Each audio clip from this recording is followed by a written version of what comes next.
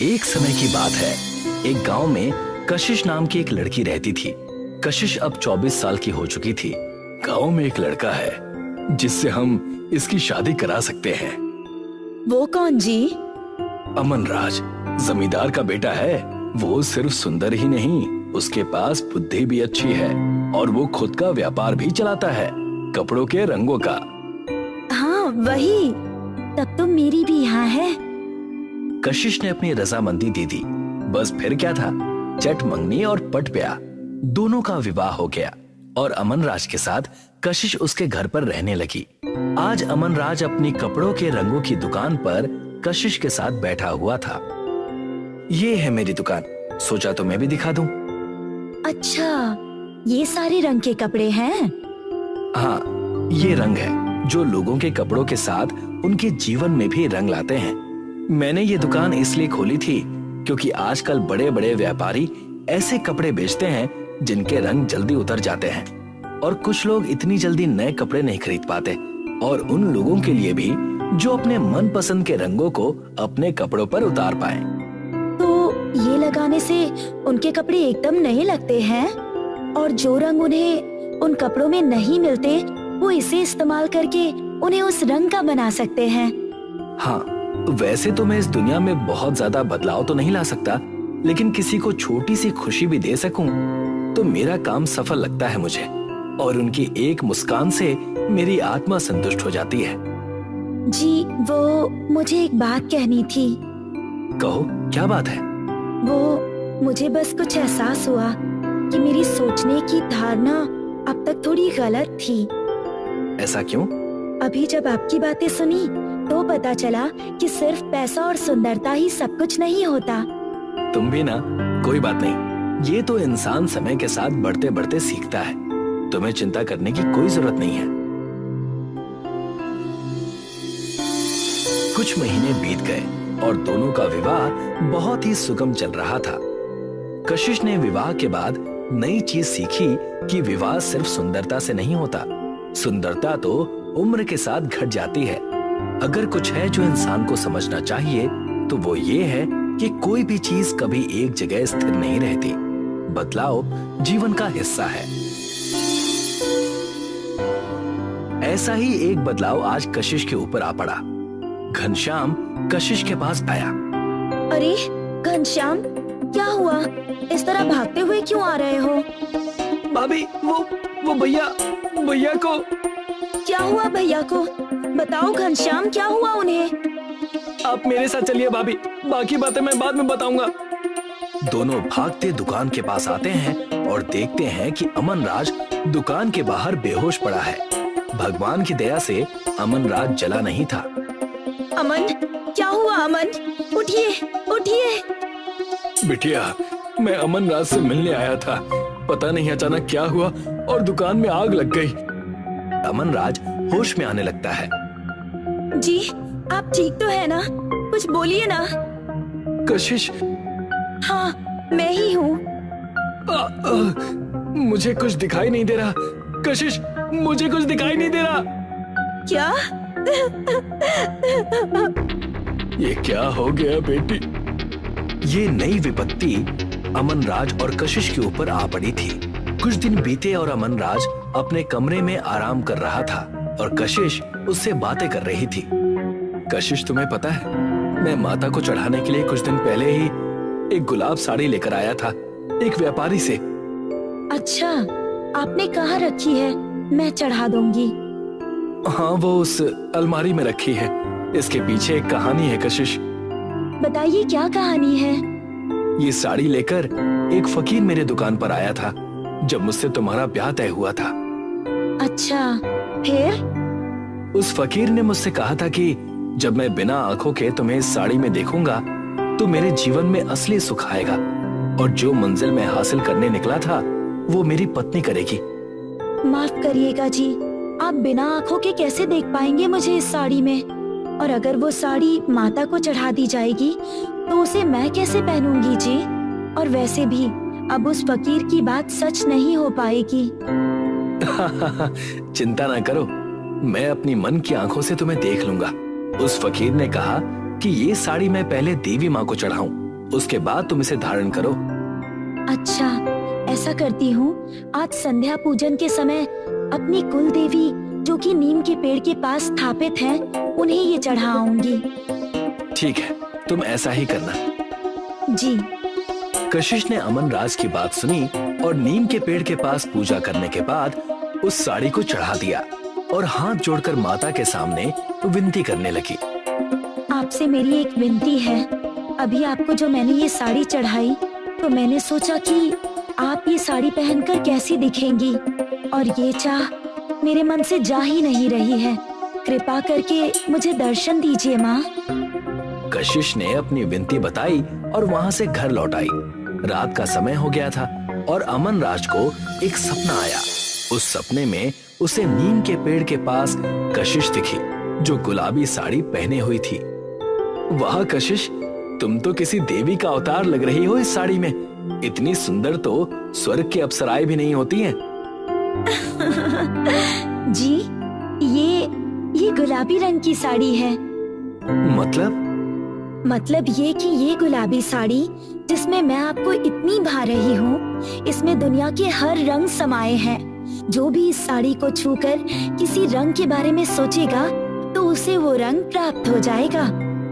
बिल्कुल मेरे सपने की तरह, जहाँ मैं लोगों को उनके मन के रंग उनके कपड़ों में उतारते हुए देखना चाहता हूँ और उनके चेहरे पर उससे आई मुस्कान देखकर खुश होना चाहता हूँ।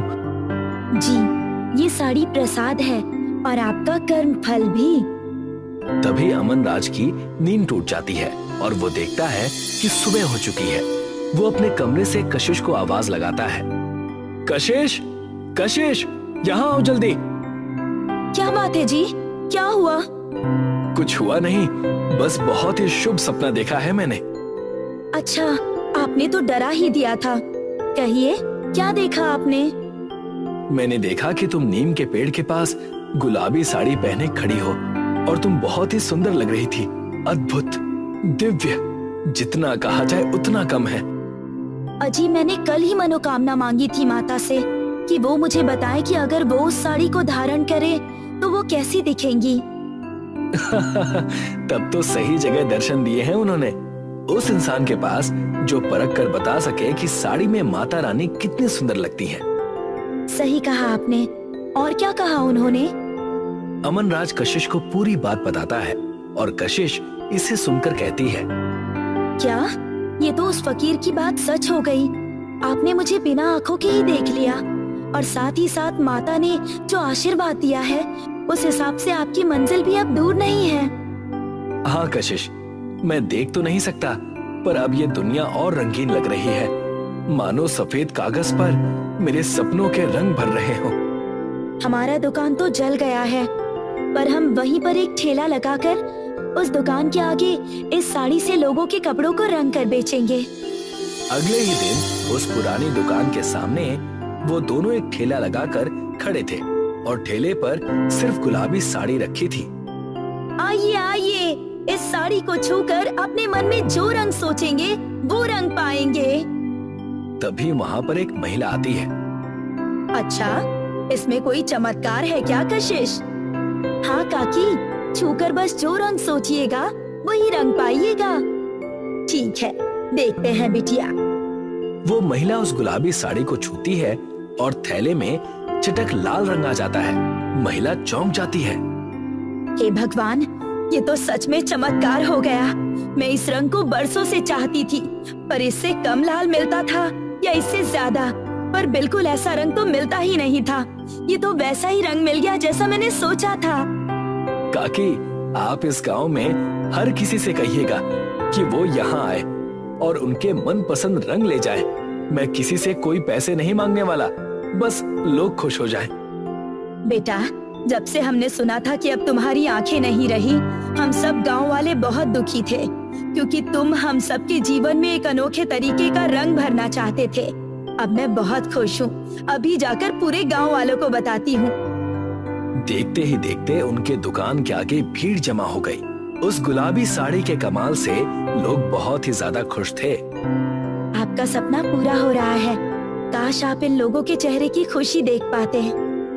मैं देख रहा हूँ कशिश, हंसते चेहरे, जो मैं इन आंखों के होने पर भी ना देख पाया, अब वो और बेहतर तरीके से दिख रहे हैं और इन सब से एक चेहरा बड़ा करीब और प्यारा जान पड़ता है। वो किसका? तुम्हारा। दो व्यक्तियों का प्रेम सिर्फ सुंदरता और पैसों में नहीं, बल्कि एक दूसरे के सपने साकार करने में होता है। अमनराज, जो लोगों को अपने काम के द्वारा खुश देखना चाहता था, आज बिना आंखों के भी उन्हें देख पा रहा था। बिल्कुल इसी तरह हमें भी अपनी आंखों से उस काले चश्मे को हटाना चाहिए जो हमें आपस में बैर कर दुनिया देखने में अड़चने पैदा करता है। ये जादुई कहानी है मुनमुन की, जो अपने माता पिता और अपनी दादी के साथ एक छोटे से गांव में रहती थी। मुनमुन के पिता दर्जी थे, जो दिन रात कड़ी मेहनत करते, लेकिन ज्यादा पैसे नहीं कमा पाते। फिर भी वो सब खुशी खुशी रहते थे। सभी नगरवासियों सुनो, सुनो सुनो सुनो। एक दिन वहां की महारानी ने सभी बच्चों के लिए एक बहुत बड़ी पार्टी का आयोजन किया, क्योंकि उस दिन उनके बेटे और राज्य के राजकुमार का जन्मदिन था। सुनो सुनो सुनो, सभी नगरवासियों सुनो। हमारे प्यारे राजकुमार 12 साल के हो गए हैं, जिसकी खुशी में महारानी ने एक बहुत बड़ी पार्टी का आयोजन किया है, जो अगले महीने की 1 तारीख को होगी। साम्राज्य के सभी बच्चों को उसके लिए न्योता दिया जाता है। जरूर आए, जरूर आए, जरूर आए।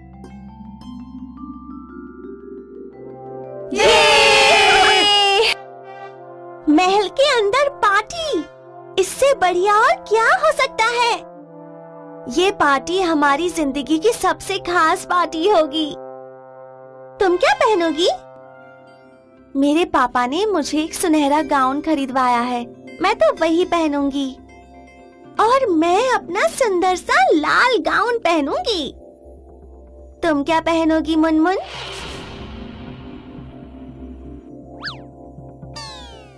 ओह, तुम इससे ये क्यों पूछ रही हो? तुम्हें पता नहीं, ये लोग बहुत गरीब हैं। इसके पास तो गाउन भी नहीं है। अरे हाँ, इसके तो रोज के पहनने वाले कपड़े भी फटे हुए हैं।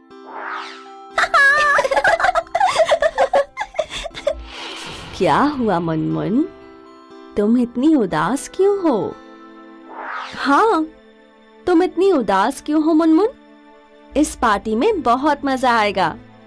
तुम्हारा मन नहीं है क्या? नहीं नहीं, तुम्हें जरूर जाना चाहिए। तुम महारानी के न्योते को मना नहीं कर सकती। लेकिन कैसे पापा? मेरे सभी दोस्त अच्छे अच्छे कपड़े पहनकर तैयार होंगे, लेकिन मैं क्या पहनूंगी? हाँ, ये तो मैंने सोचा ही नहीं। और इसमें तो वैसे भी पैसे बहुत लगते हैं। खैर, उस दिन पूरी रात मुनमुन बहुत उदास रही। उसके परिवार वाले भी उसे खुश नहीं कर पाए।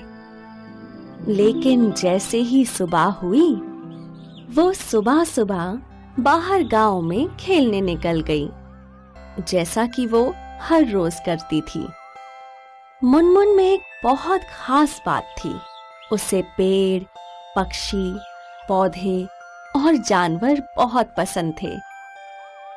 वो इन सब से इतना प्यार करती थी कि वो एक दिन भी उनके बगैर नहीं रह सकती थी।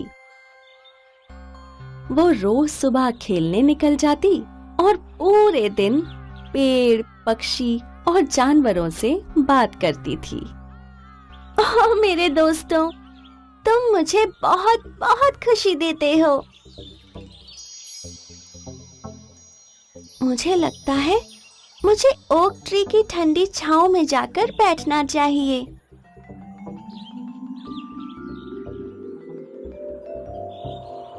कितना आराम है यहाँ। लेकिन नहीं, महारानी की पार्टी जल्द ही आने वाली है। मुझे क्या पहनना चाहिए?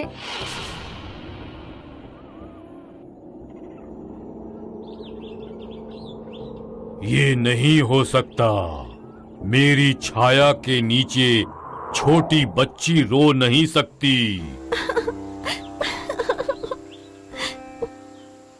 कौन? कहाँ? कौन है जो मुझसे बात कर रहा है? ऊपर देखो।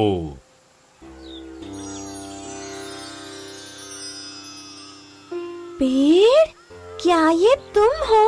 तुम बात कैसे कर सकते हो?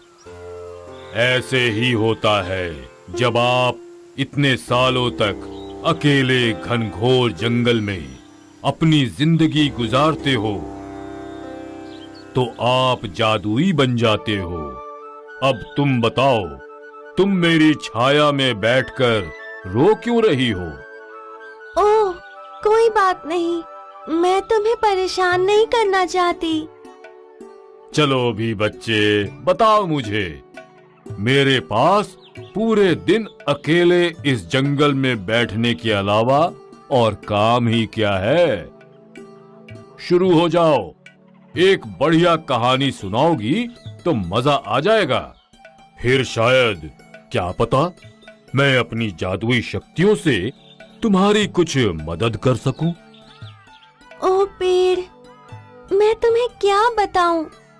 गांव के सभी बच्चे महल में होने वाली राजकुमार के जन्मदिन की पार्टी में जा रहे हैं और वो सभी बढ़िया बढ़िया कपड़े पहनेंगे, लेकिन मेरे पास तो एक भी ढंग का कपड़ा नहीं है।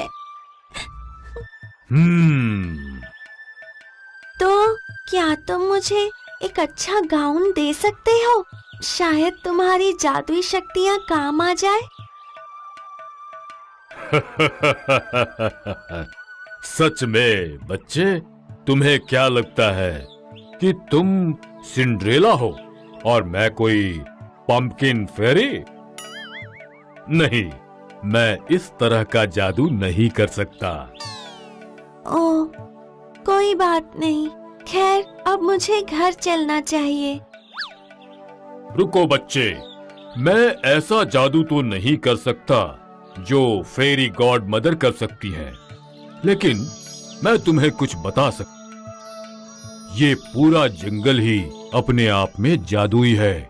क्या तुम्हें महसूस नहीं हो रहा? तुम हर रोज आती हो। यहाँ की हर चीज, ये पेड़ पौधे और ये पक्षी और जानवर, इन सब में अपने किस्म का जादू है। और अगर तुम अच्छे से मदद मांगोगी तो ये सब मिलकर तुम्हारी मदद जरूर करेंगे। क्या ऐसा हो सकता है? बिल्कुल। सब बच्चों के पास बढ़िया बढ़िया कपड़े हो सकते हैं, लेकिन तुम्हारे पास एक खूबसूरत दिल है, और एक यही चीज है जो सबसे ज्यादा जरूरी है। अब जाओ यहाँ से, मेरे सोने का वक्त हो गया है। ओक ट्री की बातों ने मुनमुन का मन बहुत खुश कर दिया था, जिससे उसकी उदासी दूर हो गई थी और वो बहुत खुश थी। वो पेड़, पक्षी और जानवरों से बहुत प्यार करती थी, और जब उसने अपनी परेशानी के बारे में उन्हें बताया, प्यारी मुनमुन, तुम हमेशा से मुझे बहुत प्यार देती आई हो। मेरे गुलाब की सफेद पंखुड़ियाँ अपने गाउन के लिए तोड़ लो। तुमने मुझे शिकारियों से कितनी ही बार बचाया है। तुम मेरी पूंछ के पंख ले जाओ और उससे अपना गाउन बना लेना। तुम मेरे फर ले जाओ प्यारी मुनमुन, इससे तुम अपने गाउन के लिए एक अच्छी बेल्ट बना सकती हो। और हम तुम्हारे बाल बनाएंगे। हम तुम्हारे सुंदर बालों को और सुंदर कर देंगे। शुक्रिया, इन कीमती उपहारों के लिए बहुत बहुत शुक्रिया। लेकिन इन सब का मैं गाउन कैसे सिलूंगी? ये सब अपने पापा के पास लेकर जाओ। चिंता मत करो, ओक ट्री का जादू तुम्हारे साथ है।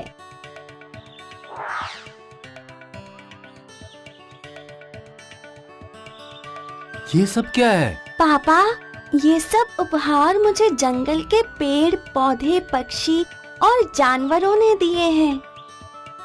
क्या आप इनसे मेरे लिए एक गाउन बना सकते हैं? लेकिन कैसे?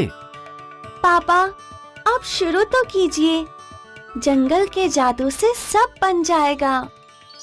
मुझे तो समझ ही नहीं आ रहा, लेकिन अगर तुम कह रही हो तो मैं कोशिश करता हूँ।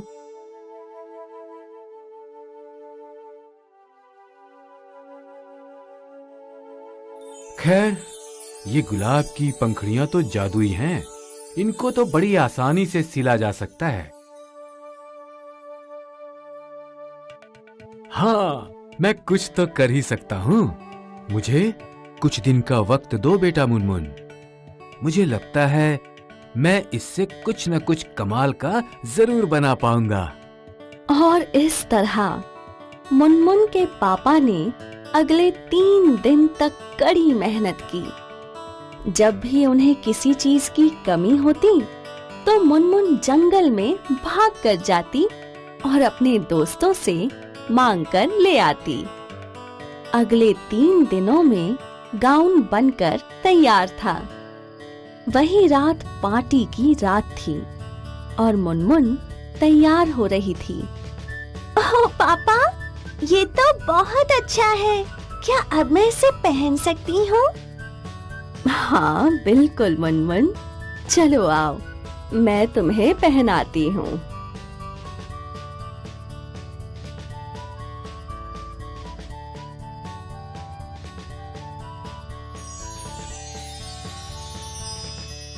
वाह, आज तक मैंने इतनी सुंदर लड़की कभी नहीं देखी। थैंक यू पापा, थैंक यू। और ये रहा तुम्हारा ताज। मेरी नन्ही राजकुमारी राजकुमार के जन्मदिन में जाने के लिए तैयार है। जैसे ही मुनमुन घर से बाहर निकली, उसने गहरी ठंडी सांस ली और उसी वक्त आसमान से उस सितारे ने मुनमुन को देखा। कितनी खूबसूरत लड़की है। ये गाउन तो उस पर कितना सुंदर लग रहा है। आज तक मैंने इतना सुंदर गाउन कभी नहीं देखा। ये कितना सफेद और चमकदार है। लेकिन मैं इसे और भी खूबसूरत बना सकता हूँ। कैसे? स्टारडस्ट मेरे दोस्तों, चलो हम उस लड़की के गाउन पर थोड़ा स्टारडस्ट छिड़कते हैं। आओ, हम इसे और चमकदार बना दें। हाँ, चलो चलो करते हैं। और फिर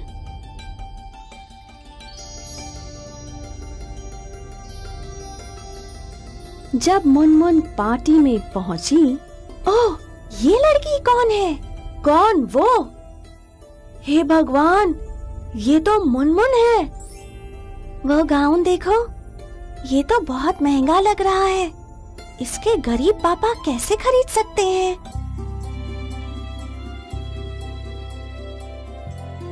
मम्मी, वो कौन है? मुझे नहीं पता बेटा, लेकिन ये जरूर तय है कि वो इस पार्टी का सबसे चमकता सितारा है। क्या मैं उसे अपना केक काटते वक्त साथ में खड़ा होने के लिए पूछ सकता हूँ?